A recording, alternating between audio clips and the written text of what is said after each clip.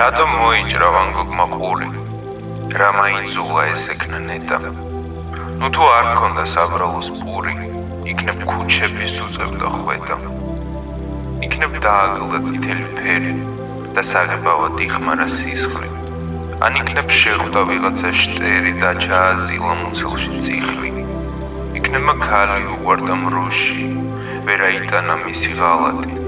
ან ჭიანჭველა შეუძრა ყურში და დაეკარგა უცებ ტალანტი. იქნება როცა არ ქონდა ხურდა დააგირავა დედის თილისმა. იქნებ უბრალოდ გოგენის შურდა, იქნებ დასჩემდა ბევრი ღვინისმა. იქნებ მოჰპარა ვიღაცამ ფუნჯი, უსაყვარლესი დაუწვა ტილო. ან დაუსიეს ფრანგებმა დრუნჩი, ჰოლანდიური რომ მქონდა კილო. მაგრამ სხვაგვარი ვერსია მაქვს მენდეთ, რადგანაც ვიცი ნამდვილად. სულ სხვა რამეში ყოფილა საქმე, ისა იხსნება ბევრად ადვილად. გენიოსების მძიმეა ტყავი, გამოუცლულად როცა გაცვია.